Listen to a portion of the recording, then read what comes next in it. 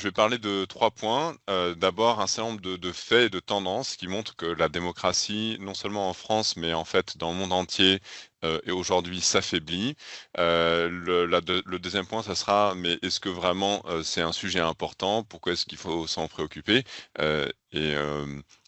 Ma réponse sera que, en effet, c'est quelque chose dont il faut s'inquiéter. Et puis ensuite, je parlerai rapidement de pistes possibles pour remédier à cet affaiblissement démocratique. Donc premier point, la démocratie en France et dans le monde aujourd'hui s'affaiblit. Donc il y a un certain nombre d'indicateurs qui montrent un affaiblissement sur les 15 dernières années. En fait, il y a tout un ensemble de gens dont le métier est de réunir des indicateurs sur la santé de la démocratie pays par pays. Donc c'est des spécialistes qui, par exemple, regardent si les élections sont libres et sont transparentes, regardent si la liberté des médias, la liberté de la presse est préservée, regarde si les droits des minorités dans chaque pays sont préservés. Et donc, quand on combine tous ces indicateurs, on peut avoir pour chaque pays une sorte d'indicateur global de la santé de la démocratie sur une échelle, par exemple, de 1 à 10. Et quand on fait cet exercice, ben, on se rend compte que en réalité, il y a tout un ensemble de pays sur lesquels on constate un affaiblissement. Et cet affaiblissement qui existe depuis 10 ou 15 ans, on peut le replacer dans un contexte long, hein, sur l'histoire de la démocratie moderne. On met de côté l'épisode, par exemple, de la démocratie athénienne, mais dans l'histoire de la démocratie moderne, il y a eu en réalité trois grandes vagues de démocratisation. La première est une vague très lente qui commence à la fin du XVIIIe siècle et puis qui a lieu pendant tout le XIXe siècle à la suite des révolutions françaises et américaines. Donc c'est une vague lente parce qu'il y a peu de pays qui deviennent des démocraties et ça prend beaucoup de temps pour qu'une dizaine, une poignée de pays comme ça se démocratisent.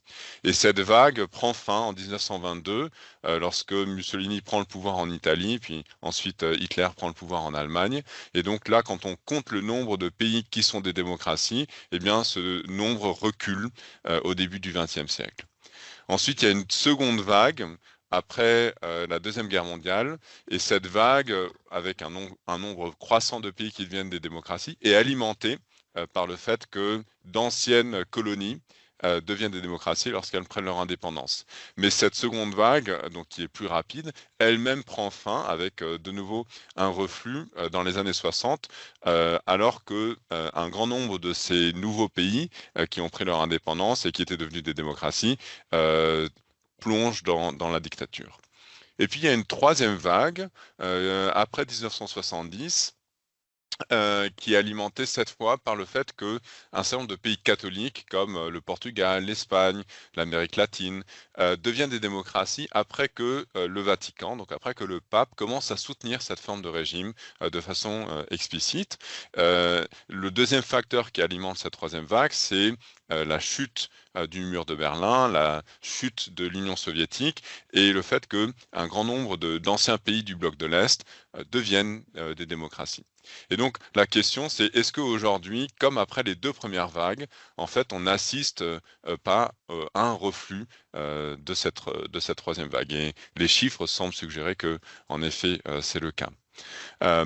Donc, quand on parle de l'affaiblissement de la démocratie, de quoi on parle? Ben, on parle d'abord de pays comme l'Inde, la Turquie, la Hongrie, où il y a une détérioration très claire des institutions démocratiques, un affaiblissement des droits de l'opposition. Si on regarde par exemple la dernière élection présidentielle en Turquie, le président sortant, Erdogan, a eu, je crois, 50 fois plus de temps d'antenne à la télé que son opposant. Donc, il n'y a pas du tout un débat à armes égales entre le président au pouvoir et puis l'opposition. Euh, ce qui m'inquiète moi, c'est que en fait cet affaiblissement, on le constate non seulement dans des pays qui sont des démocraties assez récentes, encore une fois l'Inde, la Turquie, la Hongrie, mais aussi dans les pays qui étaient les démocraties les plus anciennes, hein, qui sont ces démocraties de la première vague, y compris la France et les États-Unis. Et en France et aux États-Unis, il y a à mon sens quatre grandes tendances hein, qui soulignent l'affaiblissement de la démocratie. La première, c'est la montée du vote populiste et du vote extrême. La seconde, c'est une polarisation partisane croissante. La troisième tendance, c'est un déclin de la participation électorale, sur le long terme, sur, plusieurs décennies. Et puis la, 4e tendance, c'est, une défiance croissante envers les institutions et envers les élus, et puis la multiplication des mouvements de protestation. Donc j'ai donné quelques faits sur chacune, de ces grandes tendances. La première, encore une fois, montée du vote populiste, montée du vote extrême. Donc qu'est-ce qu'on appelle le vote populiste? Le populisme peut prendre, différentes formes, hein, populisme d'extrême gauche, populisme d'extrême droite. Ce qui rend le populisme populiste, c'est un type de discours qui, oppose de façon un peu caricaturale une élite qui est présentée comme corrompue avec un peuple qui est présenté comme vertueux et homogène.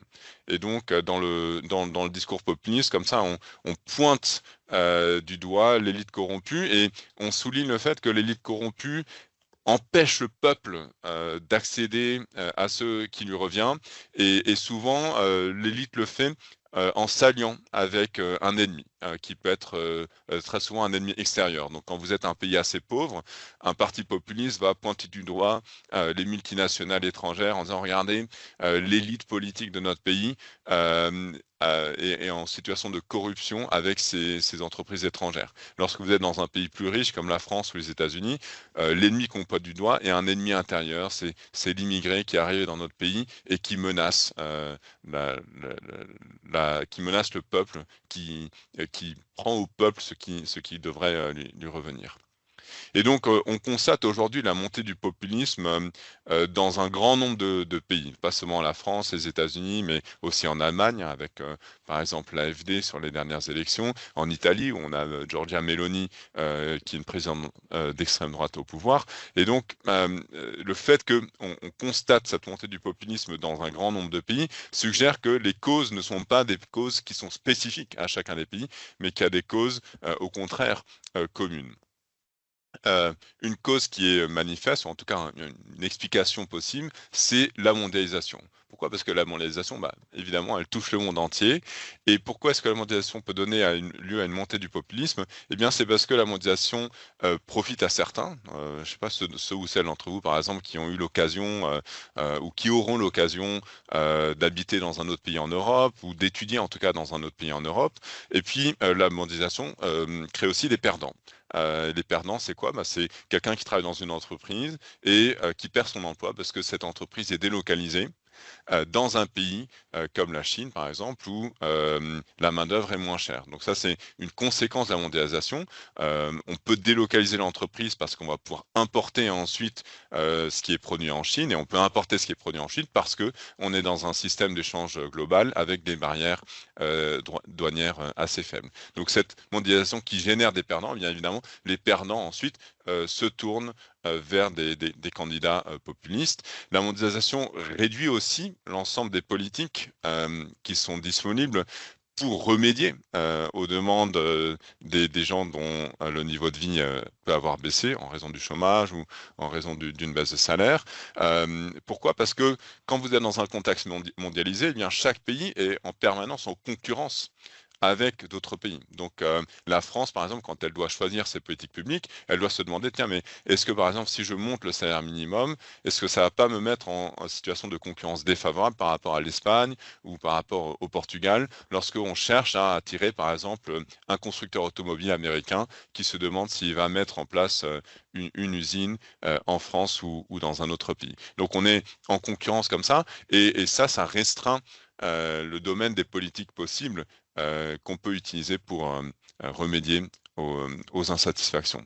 La mondialisation a aussi donné lieu à une certaine convergence des plateformes des partis de gouvernement parce que on était limité. Donc un exemple, c'est la France, hein, où en 1980, quand Mitterrand arrive au pouvoir, il a une proposition, un programme qui est vraiment très à gauche. Il fait un gouvernement avec des ministres communistes. Et puis en fait, 2 ans plus tard, les politiques qui sont mises en œuvre, donc qui sont des politiques de redistribution très fortes, des politiques de nationalisation d'entreprises, ces politiques se heurtent à la construction européenne, qui est la forme que la mondialisation prend quand on est en France. Et il y a un tournant de la rigueur où il dit, ben, OK, on va arrêter, on ne peut pas continuer à dépenser autant parce que ça crée de l'inflation et ça menace la participation de la France au projet européen. Euh, Et donc, quand vous êtes dans une situation où vous avez beaucoup d'insatisfaits et vous avez des programmes de partis de gouvernement qui ont convergé et qui sont de plus en plus proches les uns des autres, évidemment, ça ouvre un boulevard pour des nouveaux partis qui proposent des politiques qui sont différentes et qui sont plus radicales. En l'occurrence, en France, le Rassemblement national. Alors, ce qui est intéressant, c'est que même s'il y a des causes communes, même si on constate une montée du vote populiste dans un grand nombre de pays, le populisme prend un visage différent dans chacun des pays. Et la raison de ça, c'est que souvent la force d'un parti populiste, c'est d'avoir un projet qui se fait au nom de la défense de la population contre des menaces extérieures et au nom de la restauration de la grandeur du pays. C'est ce qui est résumé par le slogan de Donald Trump aux États-Unis, Make America Great Again. En France, de la même façon, le Rassemblement national dit qu'il va défendre les valeurs de laïcité, les valeurs d'égalité, en indiquant qu'il y a tout un ensemble de Français qui sont issus de l'immigration qui violent et qui menacent ces valeurs. Alors, la deuxième tendance, c'est la polarisation partisane croissante. Donc, qu'est-ce qu'on appelle polarisation? Bah, c'est le fait qu'il y a un désaccord croissant entre différentes fractions de la population sur beaucoup de sujets de politique publique. Et en fait, les chercheurs ont noté que cette polarisation, elle concerne l'élite. Donc, si vous regardez très concrètement les députés, la façon dont les députés votent à l'Assemblée nationale sur différentes lois, vous avez un écart qui est de plus en plus profond entre des députés qui sont d'un parti, par exemple un parti de gauche, et des députés qui sont à droite ou à l'extrême droite. Et puis, vous avez aussi une polarisation des électeurs avec, aux États-Unis, par exemple, les électeurs démocrates et républicains qui sont de plus en plus en désaccord les uns avec les autres. Et ces deux polarisations se renforcent parce que si vous avez des électeurs qui sont polarisés, il y a une incitation pour les élites à suivre le mouvement. Et puis, si les élites sont polarisées et ont toujours un discours qui est de plus en plus différent, dans les deux bords, par exemple à l'Assemblée nationale, eh bien, ce discours va petit à petit aussi transformer les attitudes des électeurs. Donc il y a plusieurs dimensions. Il y a la polarisation sur les politiques publiques, donc le fait d'être en désaccord sur les politiques publiques. Et ça, c'est quelque chose que aux États-Unis, on constate avec, par exemple, un désaccord très très profond entre les démocrates et les républicains sur les questions environnementales. Et ce désaccord a été manifesté par le fait que Barack Obama avait contribué à signer l'accord de Paris sur le climat. Ensuite, Trump en est ressorti dès qu'il est arrivé au pouvoir. Biden a remis les États-Unis dans cet accord. Et puis Trump, là, qui vient de commencer son deuxième mandat, vient de ressortir à nouveau les États-Unis de l'accord. Donc ça montre ce mouvement de balancier très important. Mais il y a aussi une polarisation affective qui est très forte. Qu'est-ce qu'on appelle la polarisation affective? Bah, c'est tout simplement le fait que si vous prenez des électeurs de gauche et de droite, que ce soit en France ou aux États-Unis, ils se détestent de plus en plus, ils détestent de plus en plus les électeurs de l'autre camp.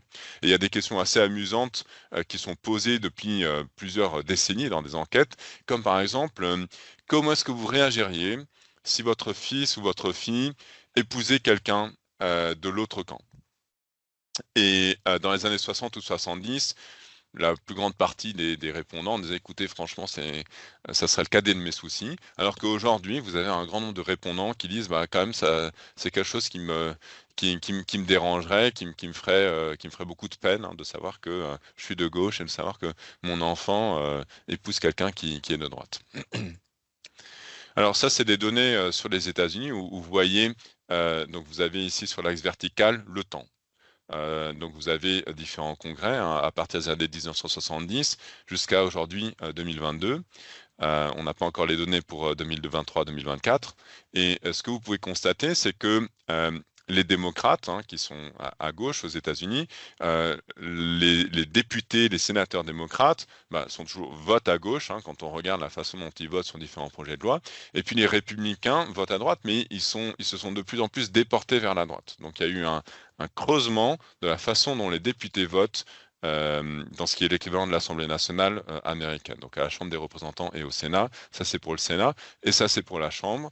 Et ce creusement vient en grande partie, comme vous pouvez le constater, de la droite. La gauche va un petit peu plus vers la gauche, mais c'est un changement qui est assez modeste.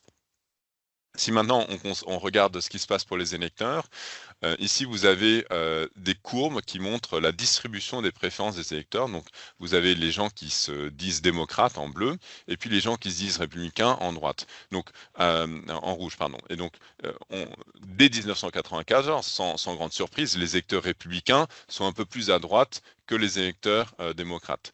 Mais comme on peut le constater, si on regarde en 2017, donc on est, plus de 20 ans plus tard, eh bien, les démocrates sont encore plus à gauche qu'en 1994 et les républicains encore plus à droite. Donc il y a un fossé qui se creuse petit à petit entre ce que pensent les électeurs sur différents sujets, hein, que ce soit des questions environnementales, d'immigration, de sécurité, de taxation, et ce que pensent les électeurs républicains. Et ça, c'est quelque chose qu'on peut constater presque sur toutes les dimensions de politique publique.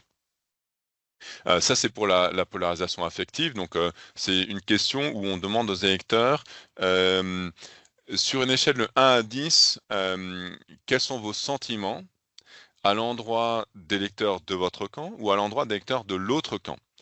Et donc c'est ce qu'on appelle une mesure de thermomètre, hein, est-ce que vous êtes plutôt froid, vous vous sentez plutôt froid par rapport aux électeurs de l'autre camp ou et du vôtre? Ou est-ce que vous vous sentez plutôt chaud? Et ce qu'on peut constater, c'est ici, vous avez les courbes qui correspondent, au thermomètre par rapport aux électeurs de mon camp et ici les courbes qui correspondent au thermomètre par rapport aux électeurs de l'autre camp. Donc on se sent toujours plus chaud, plus proche des électeurs de son camp, ça c'est le cas même dès 1960, sans grande surprise. Mais ce qui est frappant, c'est le creusement de l'écart entre ces 2 courbes. Donc on déteste de plus en plus, des électeurs, de l'autre camp. Alors, qu'est-ce qui peut expliquer ça? Assez souvent quand on dit: «Tiens, bah, il y a une polarisation de plus en plus forte», on pointe du doigt le rôle d'internet et des médias sociaux en disant, «Le problème, c'est que, on passe beaucoup de temps sur, les médias sociaux, sur TikTok, sur Facebook, sur, Instagram et que sur ces médias, on est en fait dans des bulles informationnelles où on est entouré principalement de gens qui pensent comme nous et donc on a une vue de plus en plus caricaturale et de plus en plus, haineuse, de gens qui pensent différemment. Le problème, c'est que cette explication, bah, permet pas vraiment, de bien de comprendre, hem, l'évolution de la polarisation au cours du temps. Parce que là, vous avez une ligne verticale qui correspond à 1996, c'est le moment où internet commence à se diffuser et comme on peut le constater, bah, la polarisation qui est montrée sur ce graphe, en fait, elle a commencé avant, 1996. Donc ça suggère que, internet, en tout cas, est pas le seul coupable et les médias sociaux encore moins puisque évidemment ils n'existent pas encore en 1996. L'autre truc qui est un peu mystérieux, c'est que ici on montre, la progression de la polarisation, dans différents pays, depuis les années 1970 jusqu'à aujourd'hui et vous avez des pays comme les États-Unis ou la France, où il y a une montée de la polarisation, mais il y a d'autres pays comme l'Allemagne ici en bas à droite où il y a plutôt une baisse de la polarisation. Alors évidemment, ces pays aussi utilisent également internet, ils utilisent aussi les réseaux sociaux. Donc ça suggère qu'il faut trouver des causes, un peu différentes ou en tout cas qu'il faut une analyse plus fine que simplement dire: «Tiens, bah, c'est les réseaux sociaux qui sont responsables». Hem et puis, un dernier fait qui suggère que, on ne peut pas tout, mettre sur le dos des réseaux sociaux, c'est que, hem, internet et réseaux sociaux, évidemment, sans surprise, hein, sont utilisés principalement par les jeunes, c'est les courbes en bleu. Donc dès 1996 et puis, aujourd'hui où on a 100 des jeunes qui les utilisent, alors que les populations plus âgées, les 75 et plus, c'est les courbes qui sont ici, en rouge en pointillé, utilisent beaucoup moins, internet et réseaux sociaux. Or, c'est, parmi les 75 et plus qu'on constate que la polarisation a le plus augmenté. Donc ça serait curieux de dire que les réseaux sociaux sont responsables, alors même qu'on voit une montée très, très forte de la polarisation chez les 75 et plus qui les utilisent très peu. Donc c'est bien qu'il y a d'autres causes. Hem, une cause possible, c'est les chaînes d'information en continu, qui existent en France comme aux États-Unis. Donc aux États-Unis, c'est CNN, Fox News. En France, c'est des chaînes comme, BFM TV. Une seconde explication possible, c'est la ségrégation géographique partisane croissante. Donc ça, c'est un gros mot pour dire quoi? Bah, pour dire que tout simplement, si vous êtes un électeur de gauche aujourd'hui, vous êtes principalement entouré d'électeurs de gauche. Si vous êtes un électeur de droite, vous êtes principalement entouré d'électeurs de droite. Non seulement les membres de votre famille, non seulement vos amis, mais aussi vos voisins ont de plus en plus les mêmes préférences que vous. Et donc, toutes les discussions que vous avez sont avec des électeurs qui sont d'accord avec vous. Une troisième explication possible, c'est le fait que les campagnes électorales aujourd'hui se concentrent sur la mobilisation plutôt que sur la persuasion, particulièrement aux États-Unis. Donc, le Parti démocrate va faire campagne auprès des électeurs démocrates sans chercher à convaincre d'autres électeurs. Le Parti républicain fait campagne auprès des électeurs républicains, et donc ça creuse aussi les différences entre les deux partis. Et puis, aux États-Unis, mais ça, c'est pas une explication qui est valable pour la France, c'est le fait qu'il y ait seulement deux partis. Donc, on a un système avec seulement deux partis, par différence avec la France. Et donc, dans un système avec seulement deux partis, on voit bien comment les identités partisanes de chacun peuvent se consolider et s'épaissir de telle sorte que certains électeurs se conçoivent vraiment comme des électeurs profondément démocrates. Ça devient une part de leur identité, comme en France, on serait un supporter du Paris Saint-Germain ou de l'OM. Aux États-Unis, on est un supporter du Parti démocrate ou du Parti républicain, et on commence à détester l'autre parti. Alors, juste un plan sur la ségrégation géographique partisane. Ici, ce que j'ai indiqué, c'est en bleu les zones où il y a principalement des électeurs démocrates, et puis en rouge, les zones où vous avez principalement des électeurs républicains. Et puis après, il y a des petites flèches qui indiquent comment est-ce que la composition partisane de chacun de ces comtés a évolué depuis 2012. Et ce que vous pouvez constater, c'est que dans les endroits qui étaient déjà en bleu en 2012, donc qui sont coloriés en bleu sur la carte, vous avez des flèches qui vont vers la gauche parce qu'il y a de plus en plus d'électeurs démocrates. Et à l'inverse, dans des endroits qui étaient déjà républicains, vous avez des flèches qui vont vers la droite parce que vous avez de plus en plus d'électeurs républicains. Donc les démocrates et républicains habitent dans des endroits de plus en plus différents aux États-Unis. On n'a pas des données aussi fines pour la France, mais je serais prêt à parier qu'on aurait une carte qui ressemblerait à celle des États-Unis. Troisième tendance, c'est la baisse de la participation électorale. Alors, évidemment, il y a quelques élections qui sont des exceptions. Les États-Unis ont connu une participation assez forte en 2020 et en 2024. En France, on a connu une participation assez forte au mois de juin parce que tout le monde avait l'impression que c'était une élection avec un enjeu très important. Mais si on regarde sur une tendance longue, si on fait la moyenne de la participation électorale dans les démocraties occidentales, on voit qu'on était à peu près à 80% de participation après la Deuxième Guerre mondiale, et aujourd'hui, on a baissé en dessous de 75%. Ça, c'est pour 20 pays qui ont toujours été des démocraties depuis la Deuxième Guerre mondiale. Et puis si on prend en compte toutes les démocraties, donc 116 pays, on voit qu'il y a une baisse encore plus forte de environ un peu plus de 80% à moins de 70% aujourd'hui. Donc on a un déclin de la participation qui est l'acte citoyen fondamental dans une démocratie. Et ça, c'est quelque chose qu'on peut constater pays par pays. Donc, c'est quelque chose qu'on constate en France, évidemment, mais qu'on constate aussi en Allemagne, en Italie, au Royaume-Uni, au Portugal. Les États-Unis sont une exception. Eux, ils ont toujours une participation beaucoup plus faible que le reste du monde. Mais depuis 2000, il y a un petit regain. Avec notamment l'avènement de campagnes de terrain où les partis passent énormément de temps en porte-à-porte à convaincre les électeurs d'aller voter. Alors pourquoi cette baisse de la participation? Comment peut-on se l'expliquer? L'analyse d'un économiste comme moi est une analyse dans laquelle on dit bah, finalement un comportement s'explique par une comparaison des bénéfices et des coûts.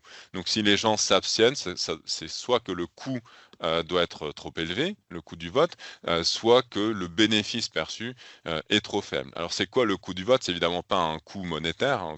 Pour voter en France, il n'y a rien à payer. Ça n'a pas toujours été le cas hein, quand on était au début de de la démocratie en France au début du 19e siècle. Pour pouvoir voter, il fallait avoir suffisamment de terres. Donc c'était un suffrage censitaire. Aujourd'hui, ça n'est plus le cas, mais il reste des coûts administratifs et informationnels. Pour pouvoir voter, il faut d'abord s'assurer qu'on est inscrit sur la liste électorale. Si on a déménagé, il faut se réinscrire. Il faut ensuite prendre le temps de se renseigner sur la localisation du bureau de vote, les heures d'ouverture du bureau de vote, et puis il faut se renseigner aussi sur les différents partis, les différents candidats qui sont présents. Donc tout ça, ça prend du temps. Ces barrières, ces petites barrières, donc se déplacer, s'inscrire sur les listes électorales, peuvent avoir pour effet de réduire la participation. Et j'ai montré dans une étude en France que lorsque vous aidez par exemple les gens à s'inscrire sur les listes électorales en simplifiant le processus, ça augmente le nombre de gens qui s'inscrivent et ça augmente ensuite la participation. Ce qui montre bien qu'il y avait une barrière au départ. Mais alors, ce qui est un peu surprenant, c'est que ces coûts informationnels, administratifs, ont plutôt baissé sur les dernières décennies. C'est plus facile aujourd'hui de réunir de l'information sur les candidats. En France, on a un courrier avec les manifestes des différents candidats qui nous arrivent par la poste. C'est plus facile, par exemple, de faire un vote par procuration quand on est en France. Quand on est jeune, on est inscrit de façon automatique sur la liste électorale, ce qui n'était pas le cas il y a encore 15 ou 20 ans. Et puis, les dates limites pour s'inscrire ont été bougées plus proche de l'élection. Aujourd'hui, on peut s'inscrire jusqu'à 6 semaines avant l'élection en France, alors que par le passé, il fallait s'inscrire avant le 31 décembre. Donc les coûts ont plutôt baissé et on ne peut pas mettre la baisse de la participation sur le dos d'une hausse des coûts. Donc il faut bien qu'il y ait une autre explication. Et l'autre explication possible, c'est que les bénéfices perçus de la participation ont diminué. Alors, c'est quoi les bénéfices? C'est la perception qu'il y a une forte différence entre les programmes des principaux partis. Quand on est un électeur français, en 1980, pour reprendre mon exemple, il y a une différence manifeste entre le programme de François Mitterrand et puis le programme de Giscard d'Estaing. Aujourd'hui, ou en 2012, il y a 10 ans, lorsque c'est François Hollande qui est candidat pour le Parti socialiste, les bourgeois parisiens n'ont pas du tout la même peur que lorsque François Hollande est élu, que lorsque, en 1980, François Mitterrand avait été élu. À l'époque, il y avait beaucoup d'histoires sur des gens qui quittaient Paris avec des voitures remplies de lingots d'or en s'enfuyant vers la Suisse parce qu'ils avaient peur que le pouvoir confisque leurs richesses. Il n'y a eu aucune peur de ce type-là lorsque Hollande a été élu. Pourquoi? Parce que les programmes de gauche et de droite s'étaient très fortement rapprochés dans les 3 décennies qui avaient séparé l'élection de Mitterrand et celle de Hollande. Et puis l'autre bénéfice qui a peut-être diminué, c'est le bénéfice expressif. Donc c'est le fait de voter pour montrer qu'on est un bon citoyen, qu'on remplit son devoir civique. Ce bénéfice a sans doute diminuer également. Et ça suggère que, par exemple, l'éducation civique pourrait être un remède possible à la baisse de la participation. Enfin, la dernière tendance, c'est la montée des mouvements de protestation. Alors, le point n'est pas de dire que les mouvements de protestation sont une mauvaise chose, ça a toujours été une partie intégrante de ce qu'est vivre dans une démocratie. Le fait de pouvoir exprimer son désaccord avec la politique du gouvernement. Mais ce qui est peut-être préoccupant, c'est le fait qu'il y a une intensification, une multiplication des mouvements de protestation aux États-Unis, en France, autour du monde, ces 15 dernières années. En France, il suffit de regarder ce qui s'est passé les dernières années avec les gilets jaunes, les protestations contre les retraites, ensuite les protestations contre les mesures de vaccination. Donc on a vraiment une multiplication de ces protestations. Alors ça c'est un petit peu inquiétant parce que ça suggère que les élections, qui devraient être le moment où on a un débat, où on règle les désaccords, ces élections ne jouent plus vraiment leur rôle et qu'en fait il y a tout un ensemble de débats qui n'arrivent pas à être tranchés au moment de la campagne et au moment de l'élection et qui se tranchent ensuite dans la rue. Donc aux États-Unis, j'ai donné l'exemple de la France, mais aux États-Unis, il y a eu des marches pour mettre pour empêcher les gens d'avoir des armes, des marches lorsque George Floyd a été tué par la police, des marches sur le climat, des marches pour l'égalité entre les hommes et les femmes. Et on constate que même dans les 3-4 dernières années, il y a une intensification du nombre de protestes et de plus en plus de gens qui vont dans la rue pour protester.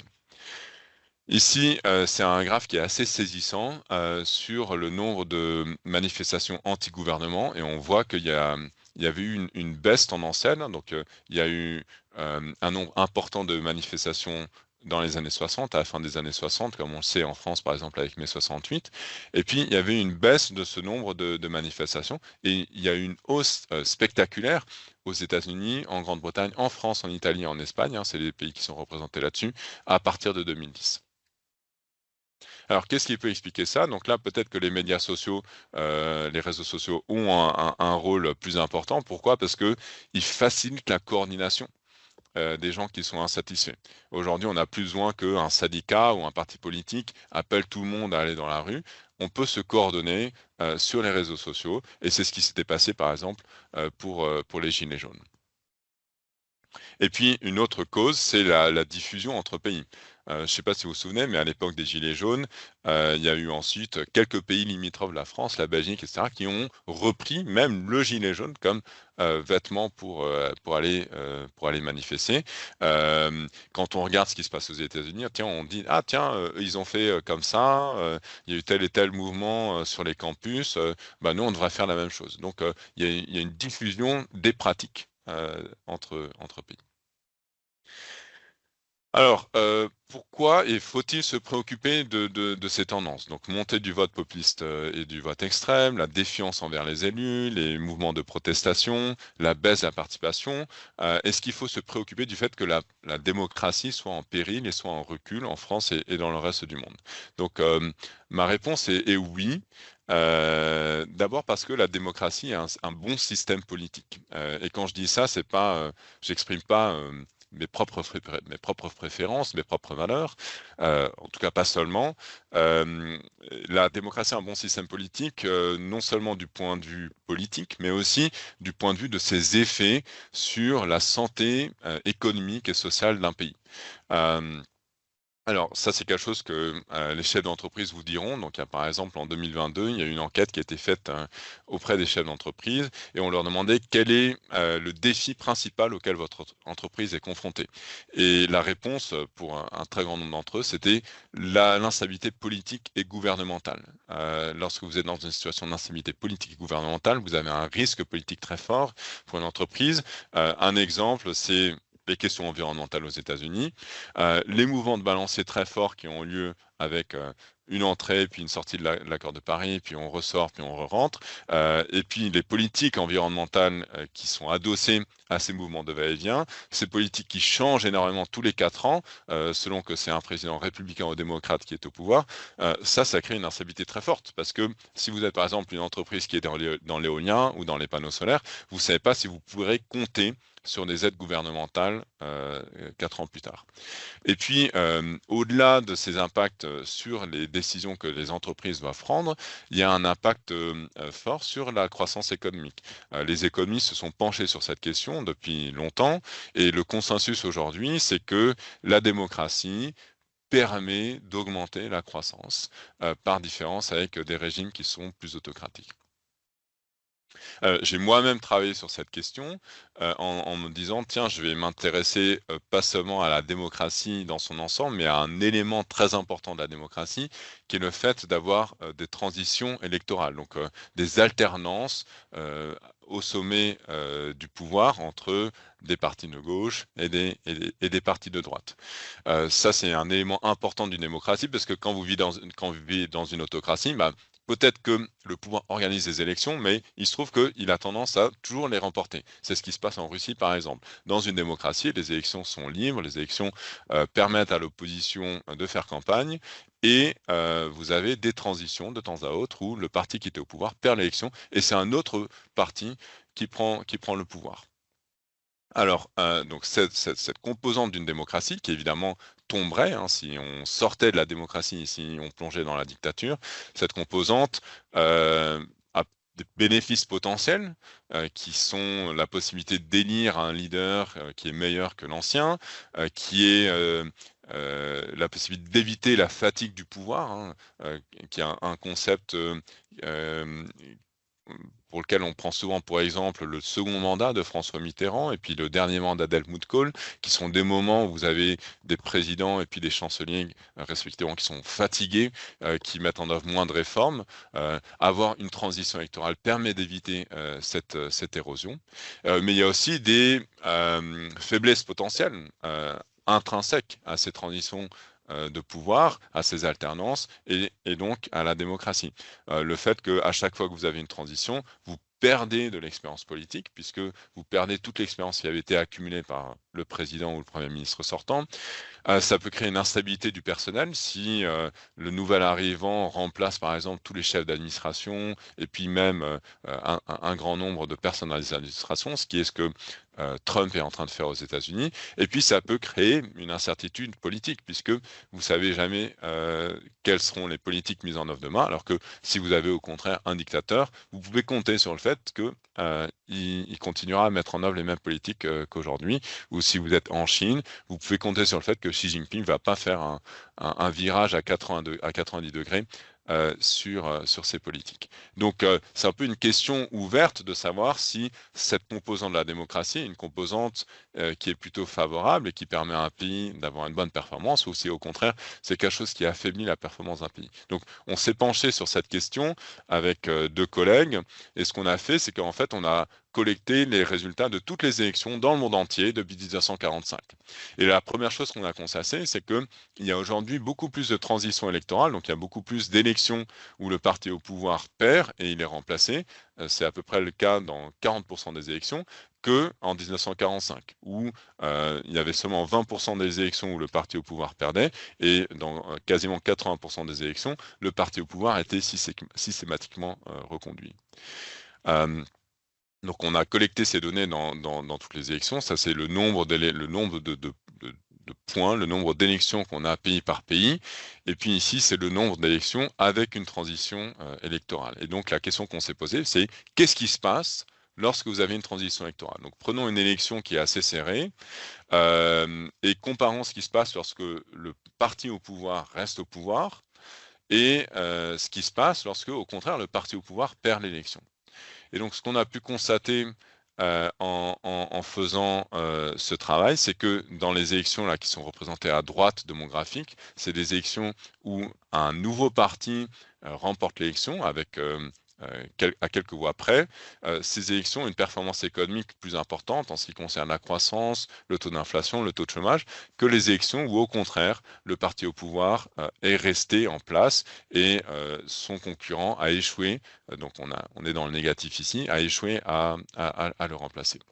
Et la raison de ça, elle est double. La première, c'est que quand vous avez un nouveau parti qui arrive au pouvoir, vous avez en général moins de corruption. Et la seconde raison, c'est le nouveau parti qui arrive au pouvoir a tendance à davantage changer les politiques publiques que le parti qui est réélu et qui, du coup, peut-être continue sur une ligne politique qui n'est plus adaptée à la situation à laquelle le pays fait face.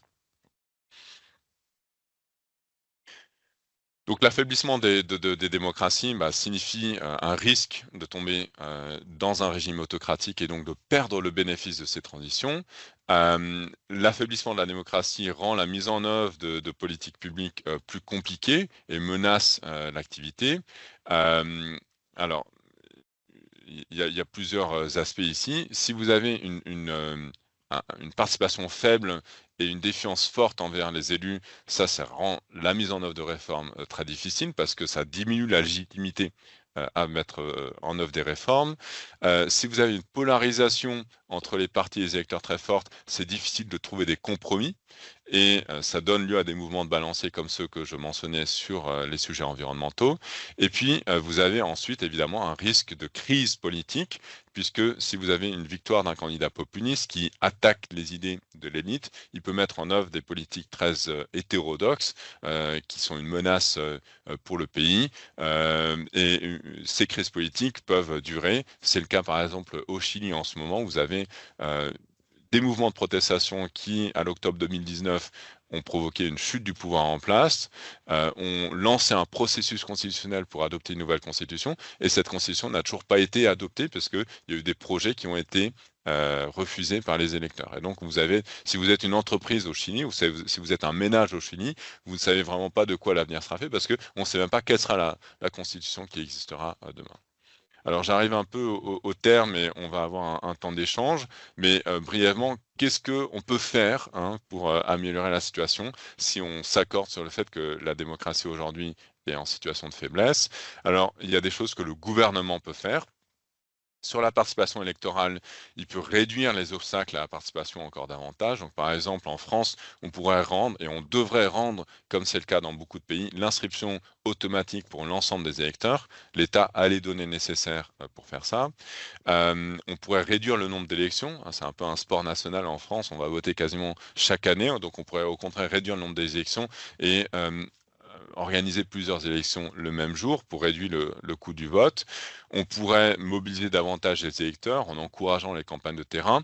Et puis, on pourrait renouveler l'éducation civique pour que ça soit beaucoup plus vivant, que ça se fasse autour d'études de cas, plutôt que l'éducation très institutionnelle qu'on a tous connue en France notamment.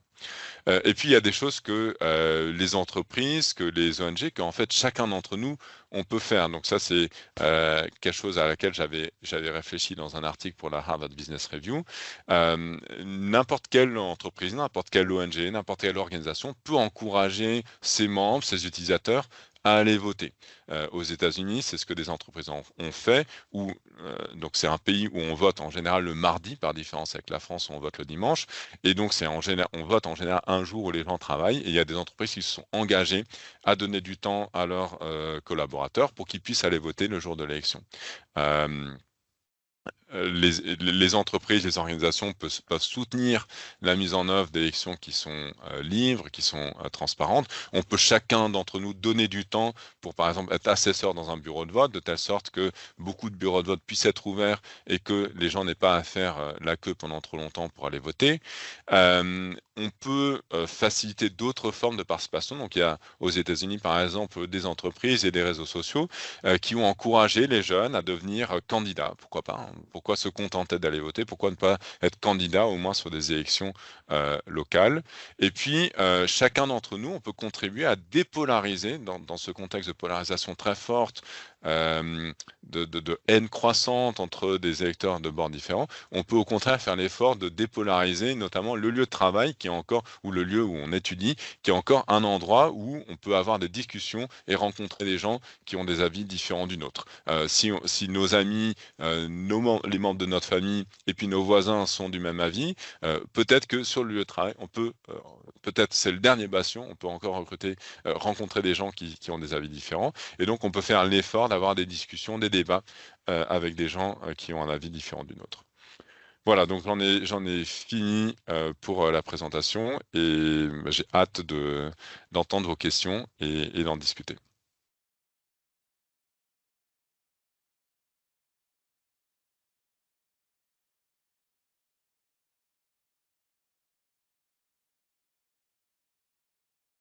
Quelqu'un a des questions à poser?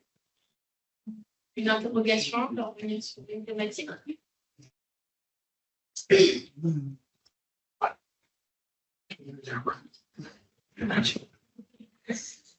Moi, je veux bien, éventuellement.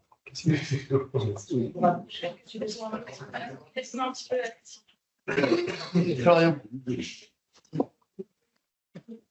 Bonjour tout le monde. Enfin, intervenant sur le campus ici.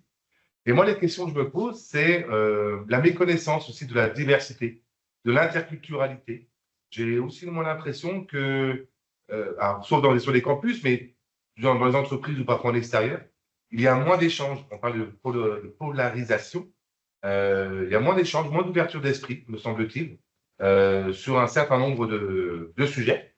Première réflexion. Deuxième réflexion, puisqu'on a des droits, est-ce qu'on ne pourrait pas non plus peut-être avoir des devoirs sur peut-être une obligation justement d'aller voter en contrepartie d'avoir, je sais pas, enfin, des aides sociales ou autres. Enfin, je veux dire, c'est que pour m'investir dans d'autres sujets, dans d'autres associations aussi, on demande souvent beaucoup de droits et d'avantages.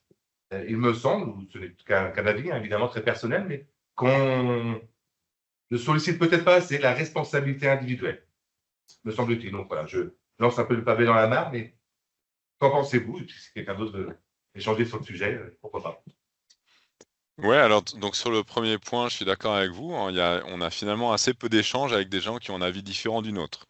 Et les quelques fois, on a un échange construit avec quelqu'un qui pense différemment de nous, et où on a un échange sérieux. C'est-à-dire qu'on prend vraiment le temps d'écouter ce point de vue, un échange généreux où on se dit: «Tiens, bah, peut-être que cette personne a raison». C'est des moments qui sont en général des moments, assez beaux.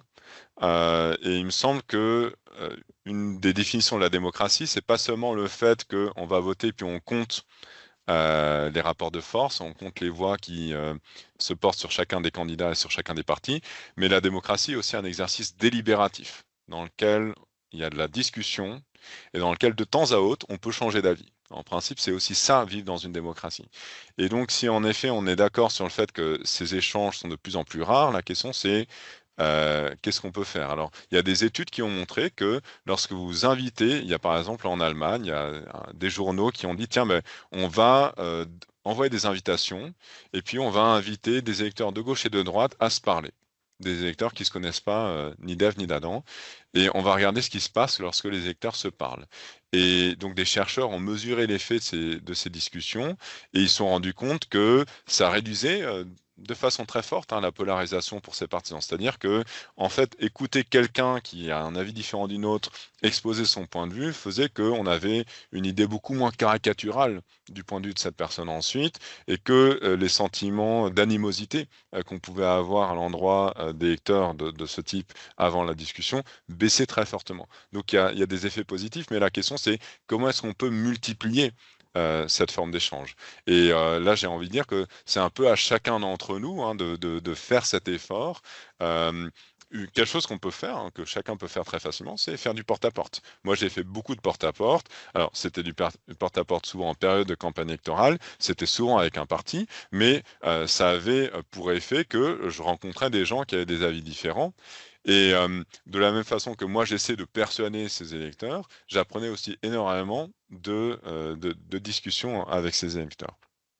Et puis, sur le second point, donc moi, j'ose jamais vous proposer de rendre le vote obligatoire, mais je suis assez d'accord avec vous qu'en tout cas, ça serait utile d'avoir ce débat. J'ai jamais compris, les arguments en fait qui sont, hostiles à rendre le vote obligatoire, puisque comme vous le dites, on a d'autres obligations. On a l'obligation de payer des impôts, c'est pas quelque chose qui, relève de notre liberté. On a, je sais pas, si on fait un certain nombre de choses, si on prend l'avion, on a l'obligation de montrer une carte d'identité, on a l'obligation, si on est contrôlé dans la rue, d'avoir un papier d'identité. Donc pourquoi est-ce que le vote ne serait pas lui-même obligatoire? Ça aurait en tout cas pour vertu d'avoir un vote qui est beaucoup plus représentatif. Parce qu'aujourd'hui, ce qu'on constate, c'est que les gens les plus éduqués, les gens les plus fortunés, les gens les plus âgés votent bien davantage que les moins éduqués, que les plus jeunes et que les moins fortunés. Et donc ça biaise le résultat des élections, parce que ça signifie que les électeurs les plus éduqués, les électeurs les plus âgés représentent une part disproportionnée des électeurs. Et je pense que ça a des conséquences directes. Par exemple, aujourd'hui, lorsqu'il y a des discussions au gouvernement pour réduire le déficit, il y a un poste budgétaire naturel, hein, pour réduire le déficit, c'est de réduire le montant des retraites en disant tiens, l'espérance de vie a augmenté, on a des boomers qui vont à la retraite, donc il faudrait réduire les retraites. Mais ce qui est intéressant, c'est que s'il y a bien un sujet sur lequel l'ensemble des partis semblent d'accord, c'est de protéger au contraire les droits des retraités. Alors, sans rentrer dans un débat sur est-ce qu'ils ont raison ou pas, il y a une explication possible à cela, qui est que les retraités votent bien davantage que les plus jeunes. Si les plus jeunes votaient autant, je suis prêt à parier que on écouterait un peu davantage ce qu'ils ont à dire et on respecterait un peu plus leurs intérêts.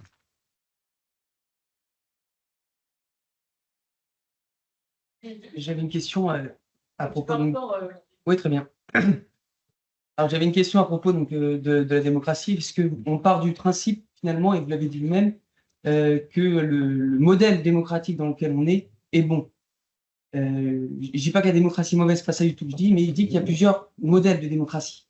Et dans le modèle dans lequel nous sommes, si je fais référence par exemple à Tocqueville ou alors aux cités grecques, de l'Antiquité, on est sur une démocratie à l'échelle de la cité, où déjà pour s'entendre, c'est compliqué. Sur 3000 habitants, pour s'entendre, c'est compliqué, on se rend compte bien dans nos villages, etc. Et donc ma question, c'était, est-ce que finalement la démocratie dans laquelle nous vivons, une démocratie d'État, où il y a des millions et des millions de personnes qui votent, et de citoyens, est-ce que finalement, c'est pas utopique, une démocratie à ce niveau-là, et finalement, encourager d'abord une démocratie à l'échelle de la cité, si vous voulez, un petit peu comme dans l'Ancien Régime, où on avait monarchie dans l'État, aristocratie dans la province et démocratie dans la cité. Est-ce que justement ça, ce serait pas plus viable? Parce qu'on se rend compte que finalement, la démocratie à une si grande échelle, là, ça a des limites, vous les avez montrées dans votre présentation. Alors, je vous rejoins sur un point qui est le fait de dire, si on est dans un moment de crise de la démocratie, mettons sur la table des remèdes qui peuvent être des remèdes auxquels on n'avait pas pensé par le passé. Et en effet, tout en restant dans un cadre démocratique, on peut imaginer des changements assez profonds sur la façon dont la démocratie fonctionne. En démocratie athénienne, par exemple, la démocratie fonctionnait de façon très très différente de ce qu'elle est en France. Et en fait, ce qui était l'essence de la démocratie, c'était pas le vote, c'était le tirage au sort. Donc on vivait dans une démocratie parce qu'il y a un très beau livre de Manin qui s'appelle Le principe de la démocratie représentative ou du gouvernement représentatif, je crois, qui montre comment les citoyens à Athènes étaient tirés au sort pour remplir tout un ensemble de fonctions qui aujourd'hui feraient l'objet d'un vote.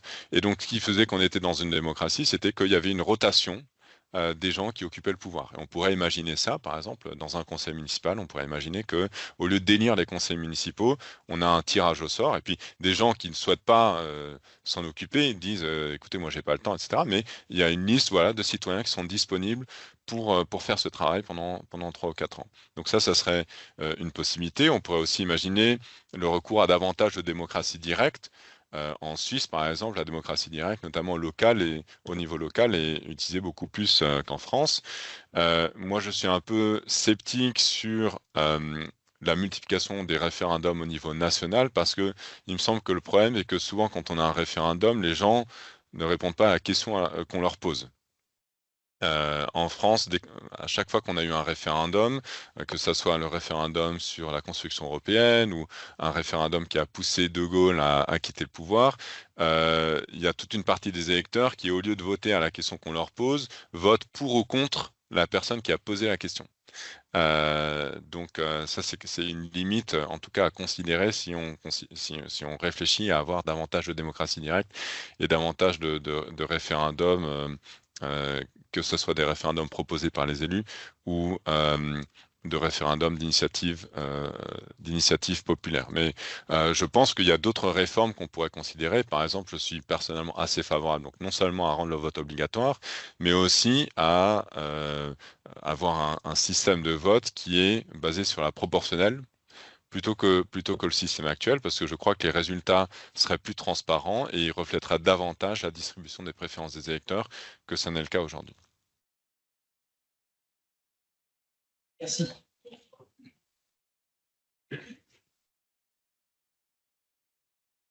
Oui, moi j'ai une petite question. Promis, je ne vais pas faire long. Vous m'entendez? Oui, très bien. C'était une petite question rapide. Qu'est-ce que vous diriez à quelqu'un, jeune ou moins jeune, qui ne s'intéresse pas à la politique? C'est une bonne question parce que c'est une situation à laquelle j'ai été souvent confronté, notamment en faisant du porte-à-porte. C'est-à-dire que souvent on parle à des gens et ils cherchent à nous chasser le plus vite possible parce que bon, ça les intéresse pas tellement, etc. Et En fait, il y a deux stratégies. Il y a une stratégie qui est d'avoir un grand discours un peu genre en mode éducation civique, en disant non mais tu te rends pas compte, le vote et c'est tellement important, nos parents se sont battus pour avoir ce droit. Et ça, en général, ça marche pas trop. Parce que c'est quand même assez fatigant pour notre interlocuteur de recevoir une leçon de morale. Et donc, moi, ce qui me semble plus efficace, c'est d'expliquer comment on pense que, en fait, le vote fait vraiment une différence et quelle différence on voit entre les programmes des principaux candidats, les programmes des principaux partis, à une élection en particulier, et puis de parler de sa vie personnelle, hein, d'expliquer pourquoi nous-mêmes on est engagé, qu'est-ce qui a fait. Si vous êtes dans cette discussion, c'est que vous essayez de convaincre quelqu'un, donc ça veut dire que vous-même vous êtes convaincu. Donc, qu'est-ce qui a fait ça? Est-ce qu'il y a un moment dans votre vie où vous vous êtes dit, tiens, là, quand même, il y a une politique qui a été mise en œuvre et j'en souffre directement, ou je vois directement quelqu'un qui en souffre? Ou est-ce que vous avez quelqu'un dans votre famille qui a été dans une situation économique difficile et vous a dit, bah, la raison pour laquelle cette difficulté est rencontrée, c'est qu'il y a telle et telle politique qui ont été mises en œuvre et avec lesquelles je suis en désaccord. Ou au contraire, quelqu'un a été dans une situation difficile, mais il a ensuite bénéficié d'aide et vous avez vu que là, très concrètement, la politique faisait une différence. Donc moi, par exemple, si j'avais une discussion de ce type-là, je dirais, bah, écoutez, j'ai vécu en France, j'ai vécu aux États-Unis, bah, le système de santé, c'est pas la même chose.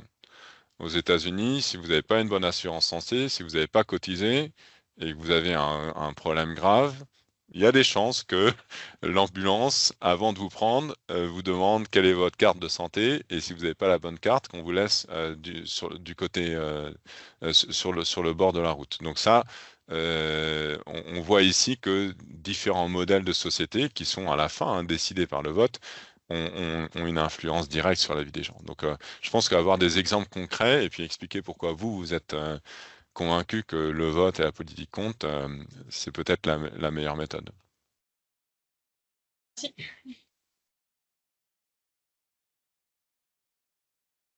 Monsieur Ponce, pour avoir discuté avec les étudiants sur le thème de la démocratie tout à l'heure, ils ont relevé que peut-être que la démocratie est en danger aussi à cause de nos élus, du comportement de nos élus, nos élites, qui, bon, on voit bien toutes les affaires qui entachent la vie politique, des anciens présidents avec des bracelets, enfin bon, on en passe des meilleurs. Ça leur donne pas forcément confiance aujourd'hui dans ceux qui nous représentent et ils me disent, bah, pourquoi on irait voter, quoi. Voilà. Donc, est-ce que nos élus entendent ça, enfin, ont conscience? Oui, Ils mettent je pense. aussi en danger la démocratie, quoi. Non, c'est certain. Enfin, le discours populiste dont dont je parlais tout à l'heure, avec des partis qui disent, regardez, les élus sont corrompus, les élites sont corrompues, elles cherchent uniquement à préserver leurs propres intérêts, à se remettre plein les poches, mais il n'y a Voilà. elles ont aucun souci de l'intérêt commun. C'est un discours qui porte parce que, évidemment, il s'ancre sur des faits réels. Des anciens présidents qui sont condamnés, des ministres du budget qui eux-mêmes, en fait, faisaient de l'évasion fiscale. Enfin, il y a un moment, on se dit, tiens, on marche sur la tête. Donc, il y a une question qui est factuellement, est-ce qu'il y a davantage de corruption des élus aujourd'hui que par le passé? C'est assez compliqué de savoir ça parce que, en fait, il y a certainement beaucoup plus de cas de corruption.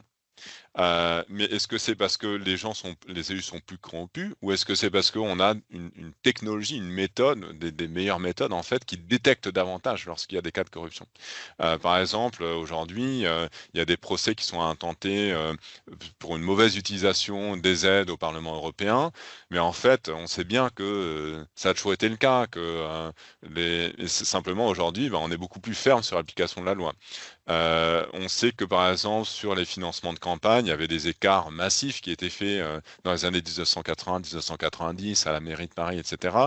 Mais c'était pas relevé de façon aussi méthodique qu'aujourd'hui. Donc je pense que dans la perception qu'on a sur le fait que les élus sont plus corrompus, il y a au moins une part de cette tendance qui est qu'on détecte davantage et on est plus ferme sur l'application de la loi, ce qui à la fin est une bonne chose, mais qui donne cette impression de corruption généralisée. Et puis, je crois qu'il faut aussi en fait réfléchir au statut de l'élu. Parce que si on se met dans la position d'un élu ou d'un candidat, dans les bottes d'un élu ou d'un candidat, on est aujourd'hui dans un contexte où c'est compliqué hein, quand même de faire ce travail. Parce que justement, on est dans un climat où tout le monde... enfin, si vous rencontrez un élu comme ça demain dans la rue, vous n'aurez pas une image a priori très positive. Parce que vous direz, ça se trouve, c'est aussi quelqu'un de corrompu. Donc, l'a priori que les gens ont sur vous est beaucoup plus négatif aujourd'hui qu'il y a 20 ou 30 ans. C'est une carrière qui est risquée. Vous pouvez faire campagne aujourd'hui, peut-être même être élu, mais qui sait si dans 4 ans ou 5 ans vous serez réélu. Et alors, est-ce que vous pourrez retourner à votre ancien travail? Ben, c'est compliqué. Si vous êtes fonctionnaire, oui, peut-être. Si vous êtes professeur, oui, peut-être. Mais si vous êtes petit commerçant, est-ce que vous pouvez comme ça laisser votre commerce et puis revenir 5 ans plus tard? Vous aurez perdu votre clientèle. Si vous êtes dans une entreprise privée et que vous êtes dans une carrière ascendante, est-ce que vous pouvez vous permettre comme ça de faire une parenthèse de 5 ans? Donc, on voit bien qu'il y a un risque en fait assez important. Et en un sens, il y a certaines des réformes qui ont été prises et qui semblaient être des bonnes idées, comme par exemple limiter le cumul des mandats, qui peut-être n'étaient pas des si bonnes idées parce que le cumul des mandats réduisait le risque d'une carrière politique et donc rendait la carrière politique possible pour davantage de gens, alors que quand vous avez plus de cumul, et ben, si vous perdez votre mandat, c'était le seul et vous avez le risque qui est massif. Donc je pense qu'il y a évidemment des choses à faire pour lutter de toutes nos forces contre la corruption des élus. Ça, c'est certain, hein, ça sape la confiance dans la démocratie, c'est terrible. Mais il y a aussi une réflexion à avoir sur le statut de l'élu pour que, en fait, ici, des gens dans cette salle se posent la question, pourquoi pas moi? Alors qu'aujourd'hui, les gens qui peuvent se permettre d'être élus, bah, ça reste une minorité de la population. Merci. Merci à vous.